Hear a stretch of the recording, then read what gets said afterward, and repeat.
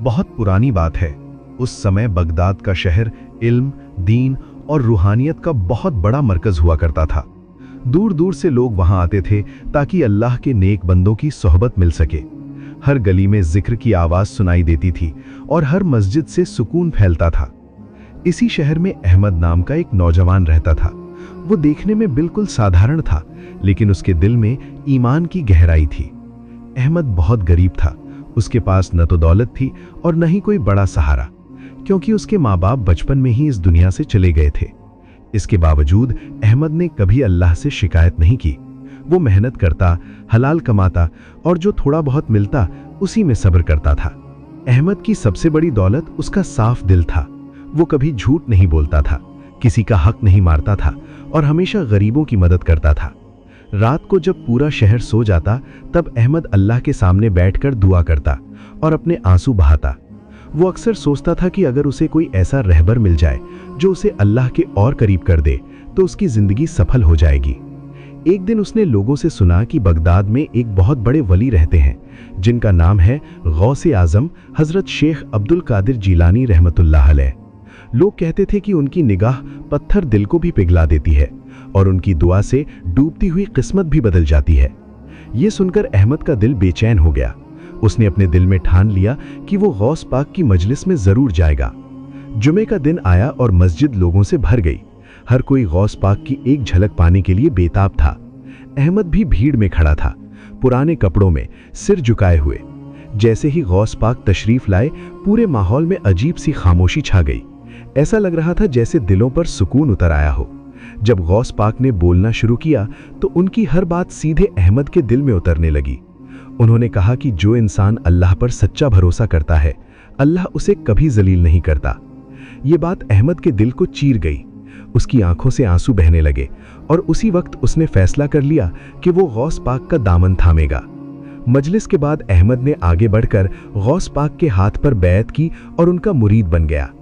उस दिन के बाद अहमद की जिंदगी का मकसद साफ हो गया। वो रोज गौस पाक की मजलिस में आता, उनकी हर बात को ध्यान से सुनता और उस पर अमल करने की कोशिश करता। गौस पाक अक्सर मुरीदों से कहते थे कि सच्चा मुरीद वही होता है जो बिना सवाल किए अपने पीर पर भरोसा करे। कुछ दिनों बाद गौस पाक ने अहमद को अकेले में बुलाया। उनके चेहरे पर वही सुकून था, लेकिन नजर बहुत गहरी थी। उन्होंने अहमद से कहा कि आज रात उसे शहर से बाहर एक सुनसान जगह पर जाना है और पूरी रात वहीं रहना है। ये सुनकर अहमद के दिल में हल्का सा डर आया, क्योंकि वो जगह खतरनाक मानी जाती थी। लोग कहते थे कि वहां डाकू रहते हैं और रात को अजीब घटनाएं होती हैं। लेकिन अहमद ने अपने दिल के डर को जब्त किया और बिना कोई सवाल किए सिर झुका दिया। उसने कहा कि वो अपने पीर के हुक्म पर पूरी तरह अमल करेगा। शाम ढलने लगी और अंधेरा फैलने लगा। अहमद अकेला उस रास्ते पर चल पड़ा जो शहर से बाहर जाता था। हर कदम के साथ उसका दिल तेज धड़कता था, लेकिन वो बार बार खुद से यही कहता रहा कि उसके पीर ने उसे भेजा है और अल्लाह उसकी हिफाजत करेगा। रास्ता सुनसान होता जा रहा था और हवा की आवाज डर पैदा कर रही थी। फिर भी अहमद रुका नहीं। उसे नहीं पता था कि ये रात उसकी जिंदगी की सबसे बड़ी परीक्षा बनने वाली है और इसी भरोसे के बदले अल्लाह उसे ऐसी करामात दिखाने वाला है जिसे वो कभी भूल नहीं पाएगा। अहमद शहर से बाहर निकल चुका था। जैसे जैसे वो आगे बढ़ रहा था, पीछे बगदाद की रोशनियां धुंधली होती जा रही थीं। सामने सिर्फ अंधेरा था, सन्नाटा था और हवा की सिसकती हुई आवाज थी। रास्ता कच्चा था, चारों तरफ झाड़ियां थीं और दूर दूर तक कोई इंसान नजर नहीं आ रहा था। अहमद का दिल जोर जोर से धड़क रहा था, लेकिन उसके कदम नहीं रुके। वो बार बार अपने दिल को समझा रहा था कि ये उसके पीर का हुक्म है और पीर का हुक्म अल्लाह की तरफ से एक आजमाइश होती है।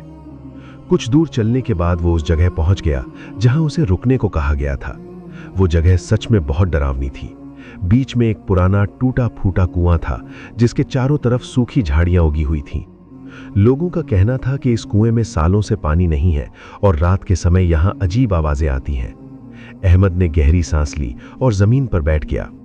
उसने आसमान की तरफ देखा, लेकिन बादलों की वजह से तारे भी नहीं दिख रहे थे। उसने धीमी आवाज में कहा, ए अल्लाह, मैं तेरे भरोसे हूं। मेरे पीर ने जो कहा मैंने मान लिया। अब तू ही मेरा सहारा है। रात और गहरी होती चली गई। ठंडी हवा उसके बदन से टकरा रही थी। कभी कभी दूर कहीं से जानवरों की आवाज आती तो कभी झाड़ियों के हिलने की। हर आवाज अहमद के दिल में डर पैदा करती थी, लेकिन वो डर को अपने ऊपर हावी नहीं होने दे रहा था। वो बार बार जिक्र करता, कभी दुरूद पढ़ता और कभी आंखें बंद करके अपने पीर की शक्ल को याद करता। उसे गौसे पाक की वही बात याद आ रही थी कि मुरीद का काम है भरोसा करना, हालात चाहे जैसे भी हों। अचानक झाड़ियों में जोर से हलचल हुई। अहमद का दिल जैसे उसके सीने से बाहर आ गया। उसने इधर उधर देखा, लेकिन अंधेरे में कुछ साफ दिखाई नहीं दे रहा था। तभी किसी ने कड़क आवाज में पूछा, कौन है वहां? यह आवाज सुनकर अहमद समझ गया कि मामला गंभीर है। कुछ ही पलों में 3 आदमी अंधेरे से निकलकर सामने आ गए। उनके हाथों में तलवारें थीं और कपड़े देखकर साफ लग रहा था कि वे डाकू हैं। एक डाकू ने अहमद के करीब आकर कहा, रात के इस वक्त यहां क्या कर रहा है? तेरे पास क्या है? अहमद का गला सूख गया, लेकिन उसने झूठ नहीं बोला। उसने कहा, मैं गरीब हूं, मेरे पास कुछ नहीं है। दूसरा डाकू हंस पड़ा और बोला, तो फिर यहां मरने आया है क्या? अहमद ने डरते हुए लेकिन सच्चाई से कहा, मुझे मेरे पीर ने यहां भेजा है। डाकुओं ने एक दूसरे की तरफ देखा। एक ने पूछा, कौन पीर? अहमद ने सिर झुकाकर कहा, गौसे आजम हजरत शेख अब्दुल कादिर जीलानी। जैसे ही ये नाम लिया गया, माहौल बदल गया। हवा अचानक तेज चलने लगी। पेड़ और झाड़ियां जोर जोर से हिलने लगी। डाकुओं के चेहरे का रंग उड़ गया। उनमें से एक के हाथ से तलवार गिर गई और वो कांपने लगा। उसने डरते हुए कहा, यह नाम मैंने सुना है, ये कोई मामूली इंसान नहीं है। दूसरे डाकू ने घबरा कर कहा, चलो यहां से, ये किसी अल्लाह वाले का मुरीद लगता है। तीनों डाकू बिना कुछ किए भाग खड़े हुए। कुछ ही पलों में वे अंधेरे में गायब हो गए, जैसे कभी वहां थे ही नहीं। अहमद कुछ देर तक वहीं बैठा रहा। उसका बदन कांप रहा था, लेकिन उसके दिल में अजीब सा सुकून उतर चुका था। उसकी आंखों से आंसू बहने लगे, लेकिन ये आंसू डर के नहीं थे, ये आंसू शुक्र के थे। उसने जमीन पर सजदा किया और कहा, ए अल्लाह, तूने मेरी इज्जत रख ली, मेरे पीर ने सच कहा था। अब अहमद को समझ आने लगा था कि ये रात सिर्फ डर की नहीं, बल्कि भरोसे की परीक्षा है। वो वहीं बैठा रहा, पूरी रात जागकर जिक्र करता रहा। धीरे धीरे रात का आखिरी पहर आ गया। ठंड बढ़ गई थी, भूख और प्यास ने उसे कमजोर कर दिया था, लेकिन उसका दिल अब पहले से कहीं ज्यादा मजबूत हो चुका था। सुबह की हल्की रोशनी फैलने लगी। अहमद को लगा कि अब शायद सब कुछ खत्म हो गया है, लेकिन उसे नहीं पता था कि यह सिर्फ शुरुआत थी। असली इम्तिहान अभी बाकी था और अल्लाह अब उसे एक और निशानी दिखाने वाला था, ताकि उसका भरोसा और भी पुख्ता हो जाए। सुबह की हल्की रोशनी अब साफ दिखाई देने लगी थी। रात भर जागने की वजह से अहमद का शरीर थक चुका था। उसके पैर सुन्न हो रहे थे और आंखें भारी लग रही थीं। पूरी रात उसने कुछ खाया नहीं था और पानी की एक बूंद भी नसीब नहीं हुई थी। भूख और प्यास अब उसे अंदर से तोड़ने लगी थी। उसके होंठ सूख चुके थे और गला जल रहा था। कुछ देर के लिए वो झुका और अपने घुटनों पर हाथ रखकर बैठ गया। उसके दिल में एक पल को ख्याल आया कि शायद अब वापस लौट जाना चाहिए, लेकिन उसी पल उसे अपने पीर की बात याद आ गई कि सच्चा मुरीद हालात देखकर पीछे नहीं हटता। अहमद ने खुद से कहा कि अगर अल्लाह ने उसे यहां तक पहुंचाया है तो आगे का रास्ता भी वही दिखाएगा। उसने गहरी सांस ली और उठकर खड़ा हो गया। उसकी नज़र पास ही उस पुराने टूटे हुए कुएं पर पड़ी, जिसे देखकर लोग कहते थे कि उसमें बरसों से पानी नहीं है। अहमद को याद आया कि रात के अंधेरे में उसे वहां से हल्की सी आवाज़ सुनाई दी थी, लेकिन डर की वजह से उसने ध्यान नहीं दिया था। अब उसने सोचा कि क्यों ना एक बार देख लिया जाए, शायद अल्लाह की कोई रहमत छुपी हो। वो धीरे धीरे कुएं के पास गया। कमजोरी की वजह से उसके कदम लड़खड़ा रहे थे। उसने कुएं के अंदर झांका। अंदर अंधेरा था, कुछ साफ दिखाई नहीं दे रहा था। अहमद ने आंखें बंद की और दिल से दुआ की कि ए अल्लाह, अगर तू चाहता है कि मैं इस इम्तिहान में कामयाब हूं तो मेरी मदद फरमा। दुआ के बाद उसने ध्यान से सुना तो उसे अंदर से पानी के हिलने की हल्की सी आवाज़ सुनाई दी। उसका दिल जोर से धड़कने लगा। उसने जल्दी से पास पड़ी पुरानी रस्सी को पकड़ा और बाल्टी नीचे उतार दी। कुछ ही पलों बाद जब उसने बाल्टी ऊपर खींची तो उसकी आंखें हैरानी से खुली रह गईं। बाल्टी पानी से भरी हुई थी, ठंडा, साफ और चमकता हुआ पानी। अहमद को यकीन नहीं हो रहा था। उसने हाथ कांपते हुए पानी पिया। जैसे ही पानी उसके गले से नीचे उतरा, उसे ऐसा लगा जैसे उसकी सारी थकान दूर हो गई हो। उसके बदन में नई ताकत आ गई। उसकी आंखों से आंसू बहने लगे और वो वहीं जमीन पर गिरकर सजदा करने लगा। अहमद समझ गया था कि ये कोई आम बात नहीं है, ये अल्लाह की खास रहमत थी और उसके पीर की करामात का एक और निशान। उसने दिल से शुक्र अदा किया और कहा कि अगर अल्लाह ने चाहा तो वो इस भरोसे पर आखिरी दम तक कायम रहेगा। अब सूरज पूरी तरह निकल चुका था। आसमान साफ हो गया था और रात का डर पीछे छूट चुका था। अहमद को लगा कि अब वो अपने पीर के पास लौट सकता है, लेकिन तभी दूर से घोड़ों की टापों की आवाज सुनाई दी, पहले हल्की फिर तेज। अहमद चौंक गया और उसने उस दिशा में देखा। कुछ सिपाही घोड़ों पर सवार उसकी तरफ आ रहे थे। उनके कपड़ों और हथियारों से साफ लग रहा था कि वे शहर के हुक्मरान के सिपाही हैं। अहमद का दिल फिर से तेज धड़कने लगा, लेकिन उसने खुद को संभाला। उसे एहसास हो गया था कि ये भी उसी इम्तिहान का हिस्सा है। सिपाही पास आए और उसे चारों तरफ से घेर लिया। एक सिपाही ने सख्त आवाज में पूछा, तू यहाँ क्या कर रहा है? अहमद ने सच्चाई से जवाब दिया कि वो गौसे आजम का मुरीद है और अपने पीर के हुक्म पर यहाँ आया था। जैसे ही सिपाहियों ने गौस पाक का नाम सुना, उनके चेहरे सख्त हो गए। उनमें से एक बोला, इसी को पकड़ने का हुक्म है। उन्होंने अहमद के हाथ बांध दिए और उसे घोड़े के पीछे चलने का आदेश दिया। रास्ते भर सिपाही उसे ताने मारते रहे। कोई कहता कि देखेंगे तेरा पीर तुझे कैसे बचाता है, तो कोई हंसकर कहता कि आज तेरे भरोसे की सजा मिलेगी। अहमद चुपचाप चलता रहा। उसके चेहरे पर डर था, लेकिन दिल में अजीब सा सुकून भी था। वो जानता था कि जिसने उसे रात के अंधेरे में बचाया, जिसने सूखे कुएं से पानी निकाला, वही उसे इस मुसीबत से भी निकालेगा। जैसे जैसे वो शहर के करीब पहुंचते गए, अहमद का भरोसा और मजबूत होता गया। उसने दिल ही दिल में दुआ की, या गौसे पाक, मैंने आपकी हर बात मानी है, अब खुद को पूरी तरह अल्लाह के हवाले करता हूँ। उसे नहीं पता था कि आगे क्या होने वाला है, लेकिन उसे इस बात का यकीन था कि सच्चा भरोसा कभी खाली नहीं जाता। सिपाही अहमद को पकड़कर दरबार के बड़े दरवाजे के सामने ले आए। ऊंचे ऊंचे खंभे, भारी पर्दे और चारों तरफ हथियारबंद पहरेदार खड़े थे। दरबार के अंदर कदम रखते ही अहमद ने महसूस किया कि ये जगह इंसाफ की नहीं, बल्कि घमंड और जुल्म की है। सिंहासन पर बैठा हुक्मरान ऊंची नजर से सबको देख रहा था। उसके चेहरे पर कठोरता थी और आंखों में घमंड साफ झलक रहा था। जैसे ही अहमद को उसके सामने लाया गया, पूरे दरबार में खामोशी छा गई। हुक्मरान ने अहमद को ऊपर से नीचे तक देखा और सख्त आवाज में पूछा कि क्या वो वही है जो अपने आप को गौसे आजम का मुरीद कहता है। अहमद ने बिना झिझक सर झुकाकर जवाब दिया कि हाँ, वो गौस पाक का मुरीद है और इस बात पर उसे फख्र है। ये सुनते ही हुक्मरान का चेहरा लाल हो गया। उसने गुस्से में कहा कि ऐसे लोग उसकी हुकूमत के लिए खतरा है, क्योंकि ये इंसान से ज्यादा अल्लाह पर भरोसा करते हैं।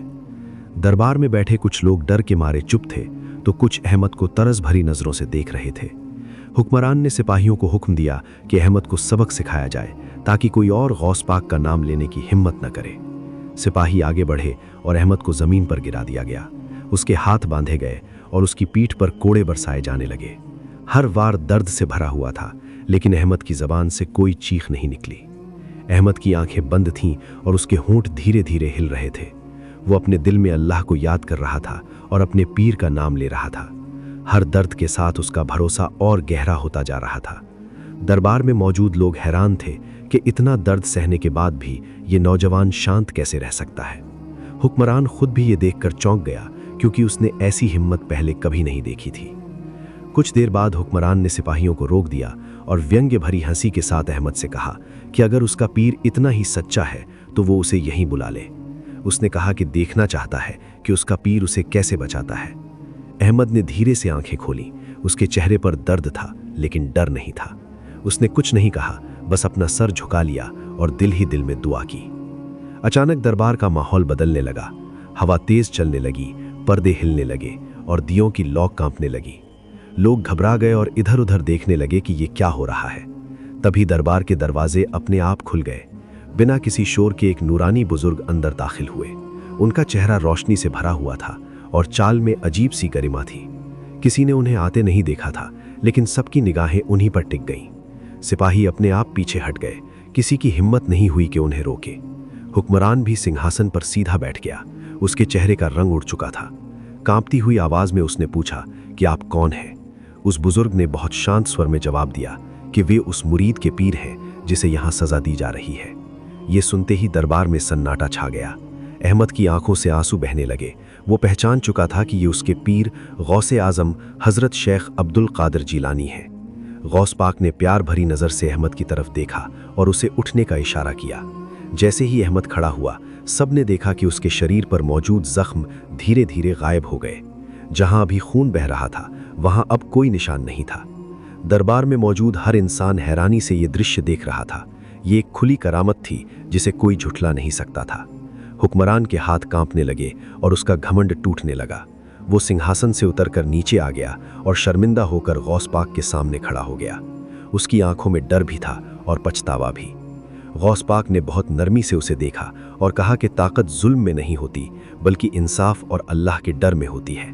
उन्होंने कहा कि जो हुक्मरान अल्लाह के बंदों पर जुल्म करता है उसका अंजाम अच्छा नहीं होता। ये बातें हुक्मरान के दिल पर असर कर गईं। वो रो पड़ा और बोला कि उसने बड़ी गलती की है। अहमद चुपचाप खड़ा ये सब देख रहा था। उसके दिल में कोई घमंड नहीं था, सिर्फ शुक्र था।